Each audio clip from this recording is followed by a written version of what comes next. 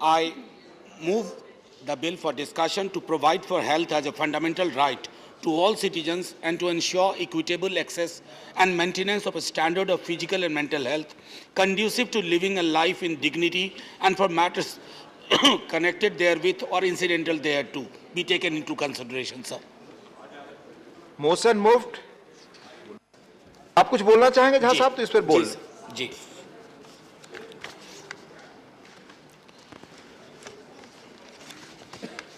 शुक्रिया आदरणीय उपसभापति जी। इस बिल के पीछे बिल मैं लेके आया हूं, लेकिन इस बिल के पीछे सदन के कई सदस्य जो आज नहीं हैं, भाजपा के हों, ट्रेजरी बेंच के या अपोजिशन के, हम सब ने सेंट्रल हॉल में कोविड के महामारी के बाद कई दफ़े इस पर चर्चा की। तो ये निहायत ही मैं व्यक्तिगत बिल नहीं मानता, एक सामूहिक सोच, एक सामूहिक दृष्टिकोण, एक सामूहिक प्रसंग के वश इसका जन्म हुआ।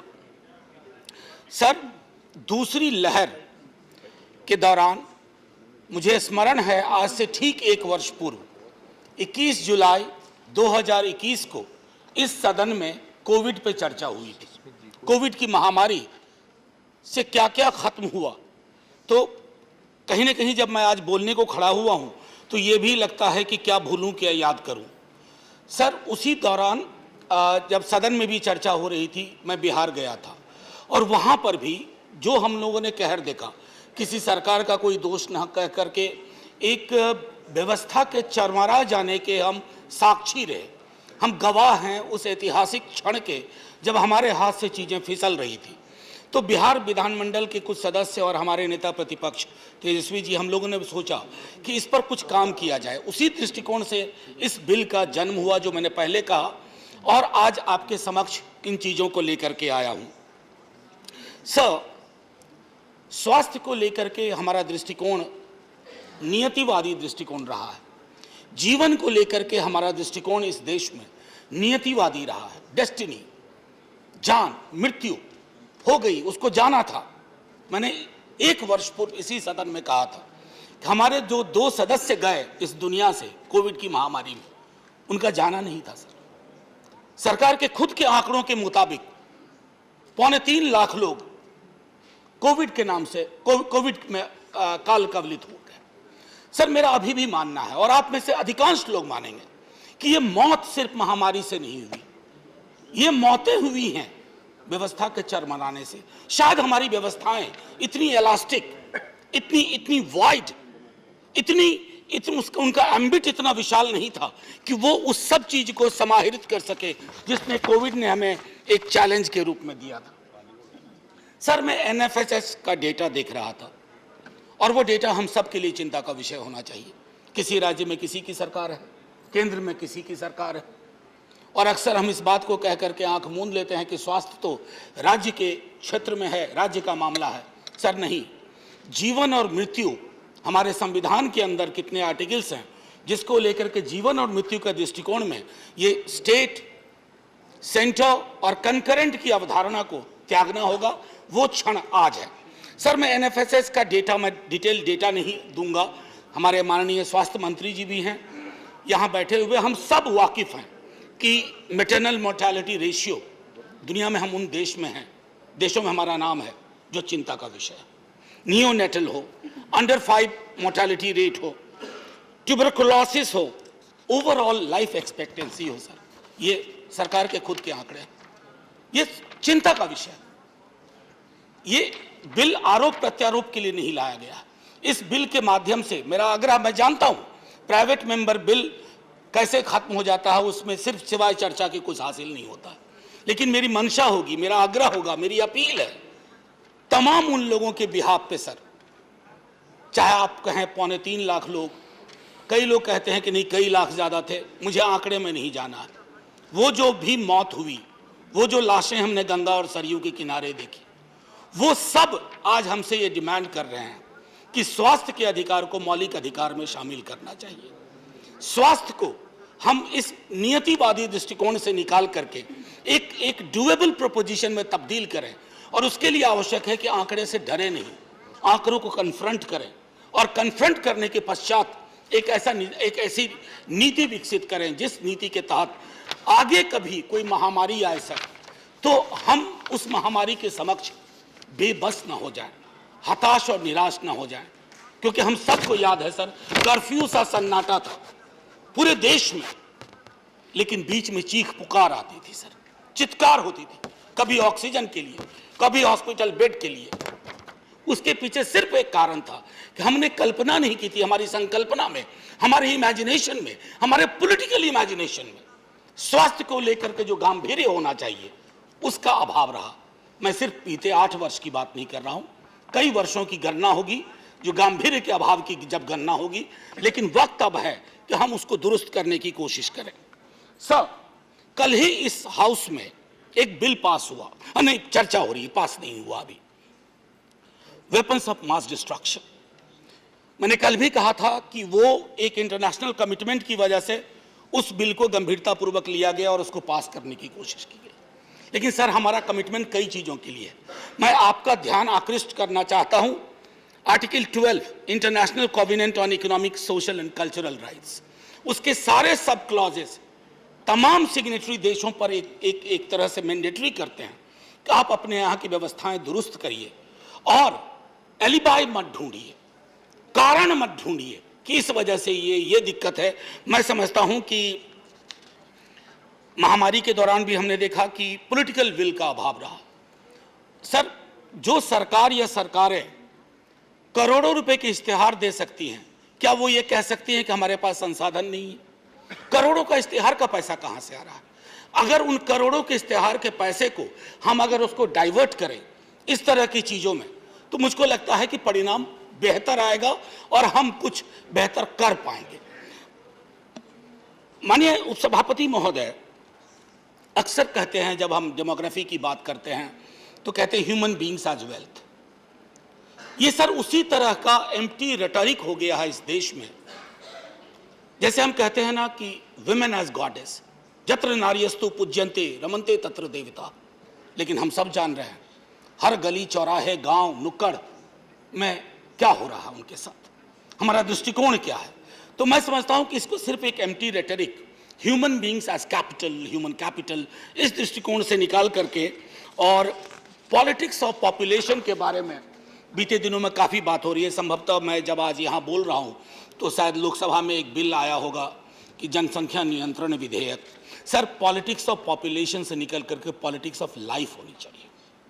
How to ensure that, how to protect, how to make sure that nobody says goodbye to this world because the world did not have enough to make sure that he or she lives the kind of life he or she was expected to. मैंने पिछली बार भी कहा था, सदन को स्मरण कराना चाहता हूं, हमारे एक साथी वहां थे, एक साथी यहां थे, राजीव सातव, उनकी वैकेंसीज पे आई हैं रजनी जी साहब। सर, राजीव सातव, मैंने उस दिन भी कहा, और वहां हमारे साथी जो उड़ीसा से, सर ये कोविड से नहीं गए, हमारी व्यवस्थाओं की चूक की वजह से गए। और ये लाखों लोग जो इस देश में काल कवलित हुए, जिनकी मौत हुई, उसके लिए जिम्मेवार हमारी व्यवस्था है। और व्यवस्था कौन बना रहा? हम बना रहे हैं ना व्यवस्थाएं। इस पर गौर करने के लिए, इसलिए माननीय मंत्री महोदय, मैं ये बिल लेके आया। मैं जानता हूं ये बिल यहां नहीं पास होगा, लेकिन आपकी दृष्टि रहेगी, आपकी नजर होगी तो ये सरकार, सर प्राइवेट मेंबर बिल का इतिहास मैंने पूरा पढ़ लिया है सर। हाँ, एक्सेप्ट करेंगे। और नहीं, झा साहब आप बोल। सर, मैं सिर्फ ये कहना चाहता हूं कि कोई पॉलिटिकल पार्टी हो, इससे बड़ा कमिटमेंट आपका नहीं हो सकता। लोग सरकार क्यों चुनते हैं सर? सरकार लोग चुनते हैं आसमानी बातों के लिए नहीं चुनते हैं। चाहे आप चुने गए या कभी ये चुने गए या कभी आप चुने ना जाएं, ये चुने जाएं, ये जो भी होगा ये तय है कि आसमानी मुद्दों के लिए आपका चयन नहीं होता है।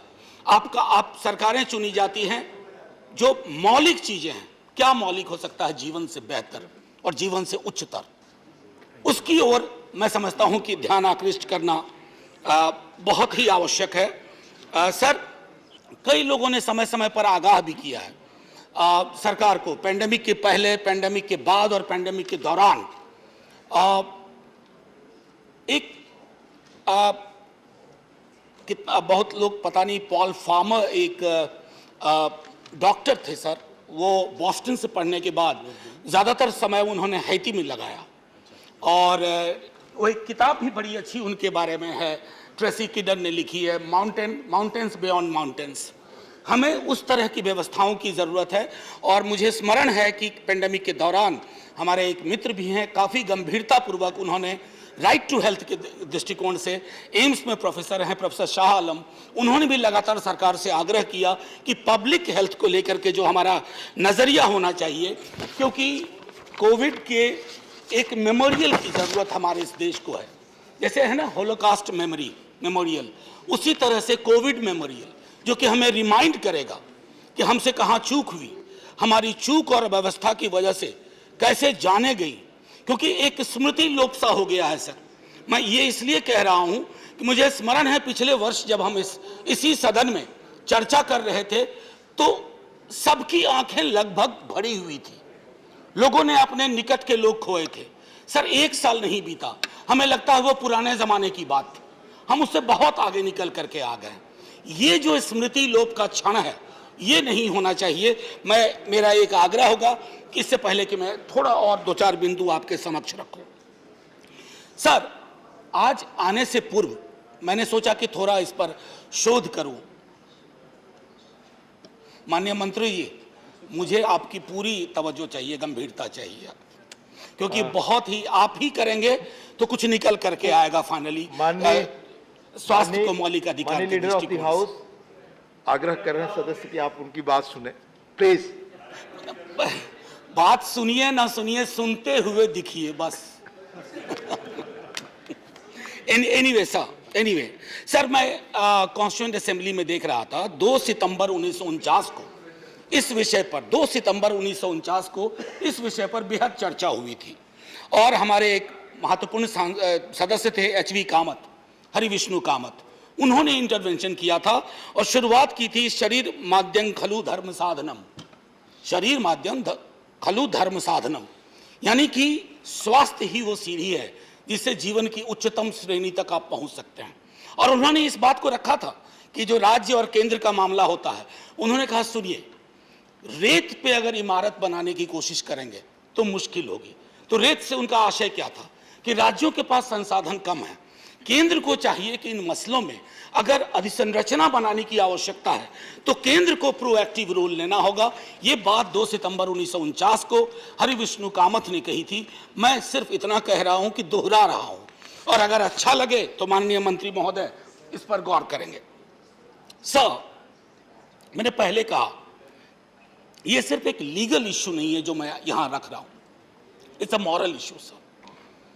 Moral issue because when an ordinary voter goes down to put the EVM button, he or she simply doesn't look at the candidates or the political parties. He or she looks at the possibility of widest possible imagination from the person he or she is voting. उसका तात्पर्य क्या है sir? उसका तात्पर्य ये है कि मुझे स्वास्थ्य, रोजगार जैसी चीजों को लेकर के मुझे बेगिंग बोल की लेकर के ना खड़ा होना पड़े। सर, हाल के दिनों में बड़ी चर्चा होती है, मैंने इसी सदन में कहा था, कई दफा लगता है कि कई सारी चीजें रिपीट करनी पड़ती हैं। फ्रीबीज, मुफ्तखोरी, मुफ्त का ये राशन, मुफ्त की दवाई। सर, मैंने कहा था प्लीज, ये आदमी को डिमीन कर रहा है आपके नागरिकों को। आप वेलफेयर स्टेट हैं अब तक, थैंकफुली, और चूंकि वेलफेयर स्टेट हैं तो इसमें ये मुफ्त शब्द का इस्तेमाल बंद होना चाहिए।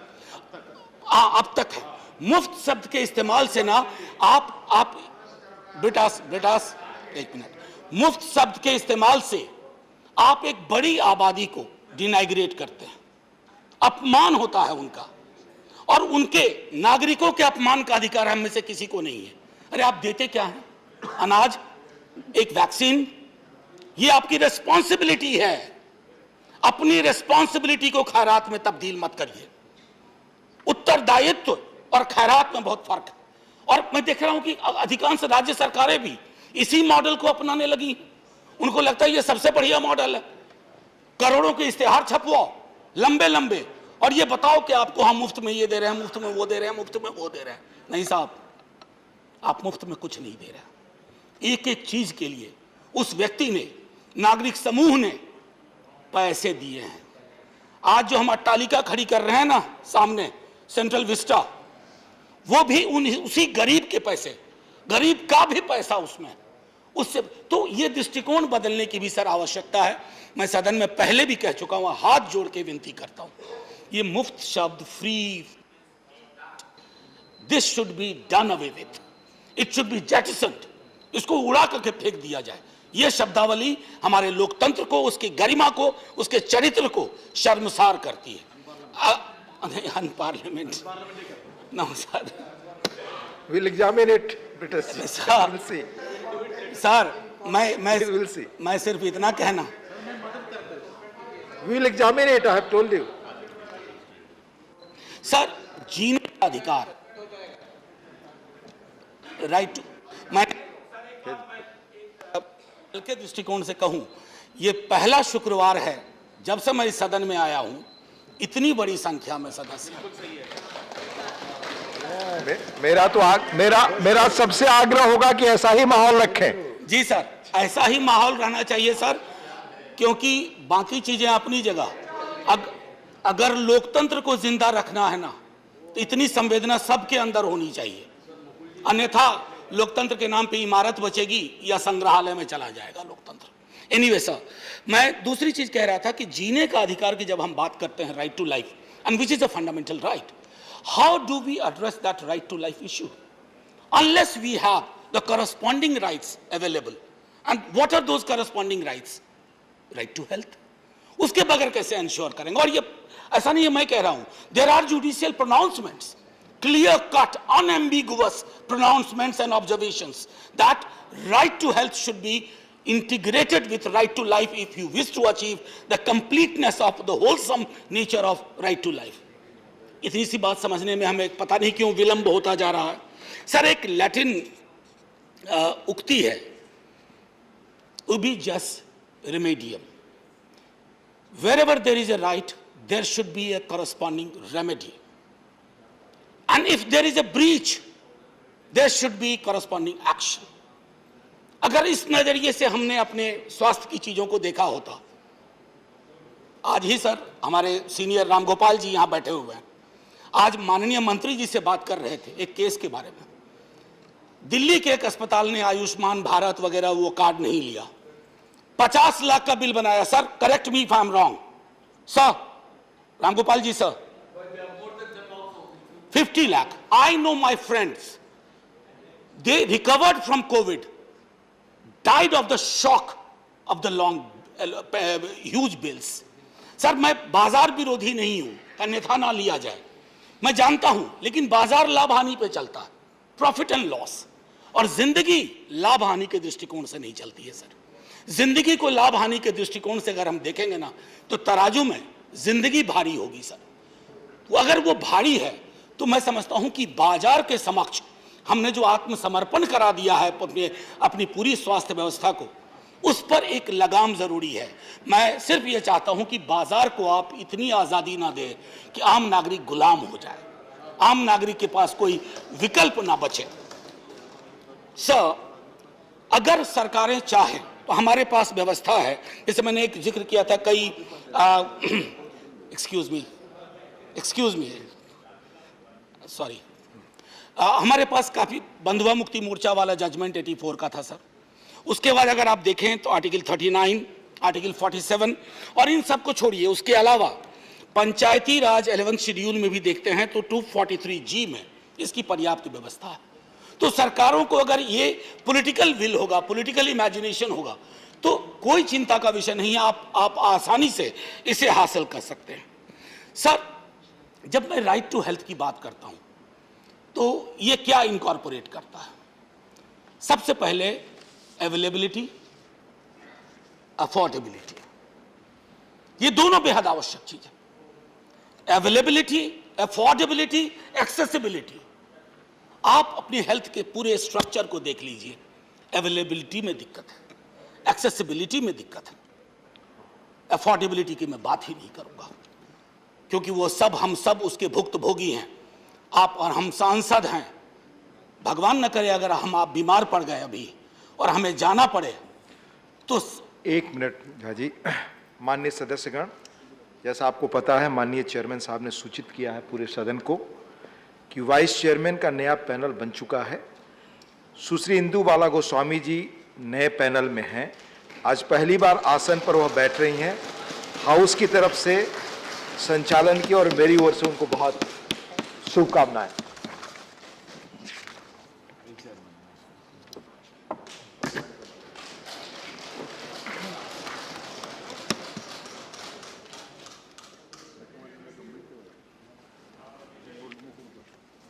Please continue. Yeah. Thank you, Ma'am Vice Chairperson. Congratulations and thank you. May I continue now, ma'am? जी, तो मैं ये कह मैं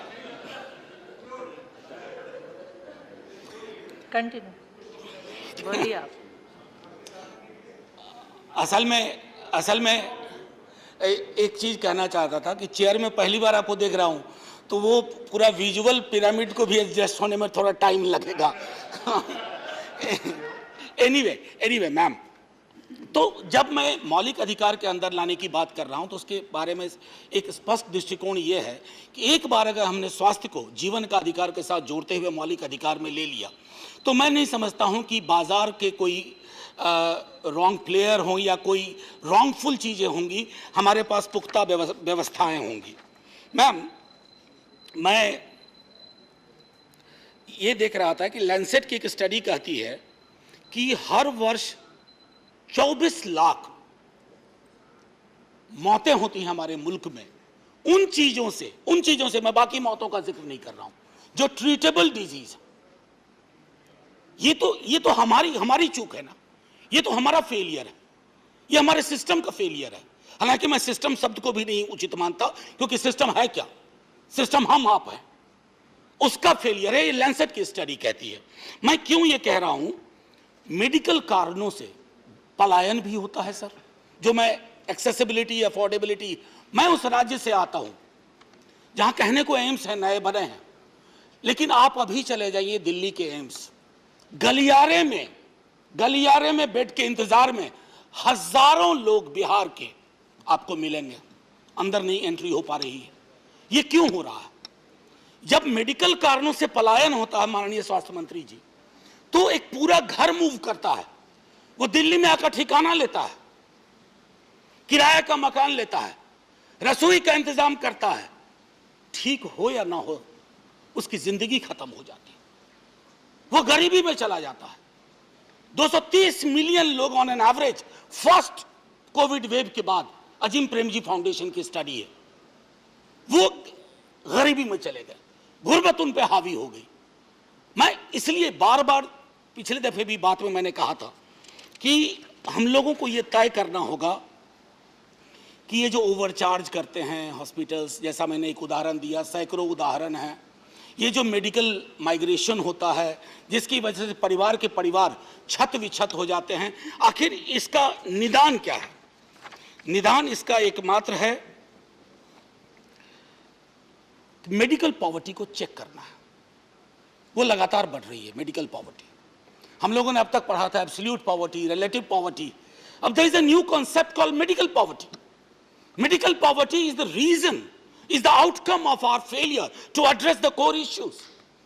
Failure to provide affordable health care, universal health care, accessible health care. तो इसको हम एक कैटेगरी में ये कह दें कि मेडिकल ये उधर का मसला है, इससे हमारा कुछ खास लेना देना नहीं। बस 2-3 मिनट और लूंगा मैम।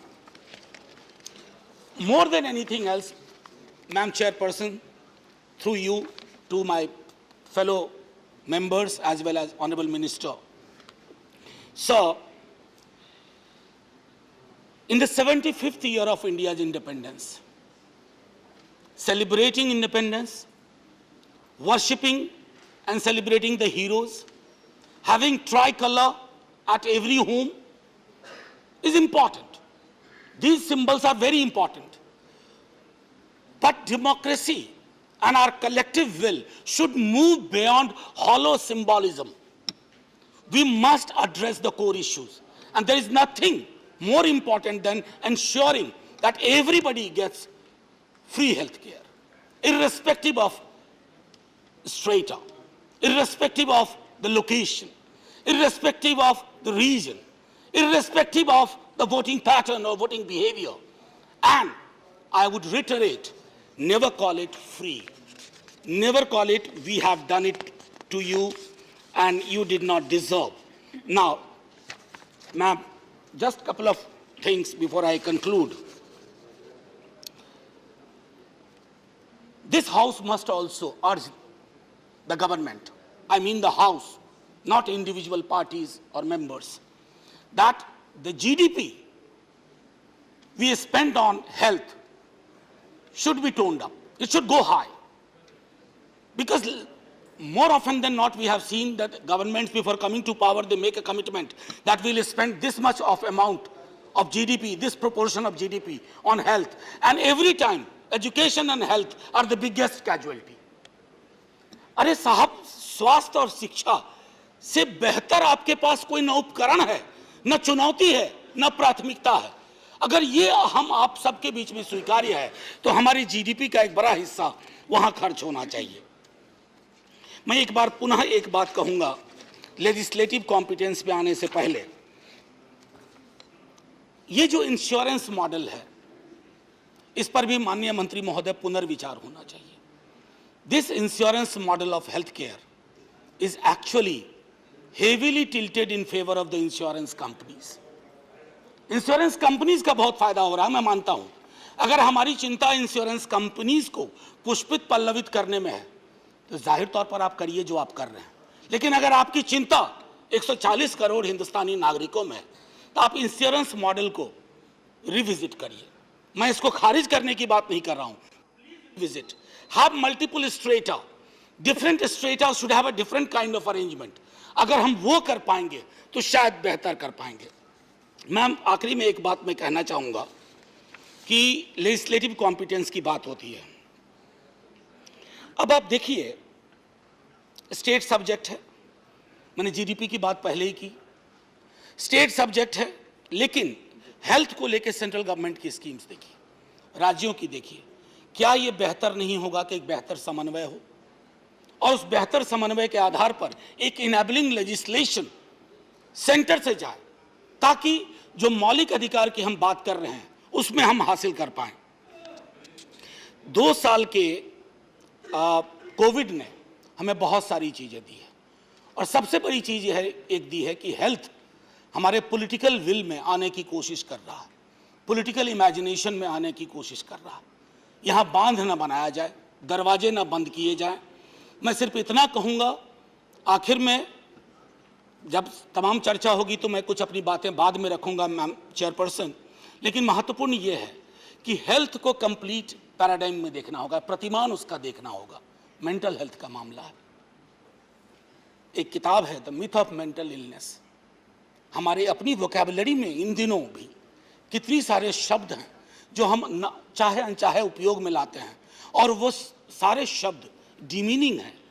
अगर हमारे देश का कोई नागरिक मानसिक रूप से स्वस्थ नहीं है, शारीरिक रूप से स्वस्थ नहीं है, तो कहीं ना कहीं हम सबको एक चुनौती देता है कि हम चूंकि अस्वस्थ हैं, हम उनके स्वास्थ्य को लेकर के चिंतित नहीं हैं. अतः ये छवियां हम देख पा रहे हैं. मैं पुनः आपका बहुत बहुत धन्यवाद देता हूं, सदन के अपने साथियों का. इस पर विशद चर्चा हो. ये चर्चा मैंने आरंभ में ही कहा था कि ये दलों के दायरे से परे है. जब मौत इस तरह की महामारी में आती है ना, तो वोटिंग पैटर्न देख के मौत नहीं आती है कि ये बीजेपी को वोट किया ये बचा रहेगा, ये कांग्रेस को वोट किया ये बचा रहेगा, ये जदयू को वोट किया बचा रहेगा, ये सीपीआई को वोट किया नहीं बचेगा. ऐसे नहीं. चूंकि ये दलों के दायरे से ऊपर है, हम सबको एक संकल्प लेकर के और सरकार से आग्रह करना होगा. मनसुख भाई हमारे हेल्थ मिनिस्टर साहब बैठे हुए हैं, बड़ी खुशी होगी कि अगर इसी सत्र में एक राइट टू हेल्थ के मसौदे पे विचार हो, ताकि एक संदेश जाए. वो जो लाखों लोग दुनिया से गए हैं ना, उनको श्रद्धांजलि अभी ढंग से नहीं मिली है. पहली बात तो हमने उनकी मौतों को माना ही नहीं कि कोविड से मरे हैं, और अब अगर मान भी लिया कहीं तो श्रद्धांजलि सभा नहीं हुई। ये सदन एक श्रद्धांजलि सभा भी है आज उन मौतों का, और उन मौतों को, मरे हुए व्यक्तियों को एक गारंटी है सदन की ओर से, हम बहुत जल्द वो व्यवस्था बहाल करेंगे कि आपकी श्रेणी में इस तरह की मौतें फिर ना हो। जय हिंद मैम, जय हिंद सर।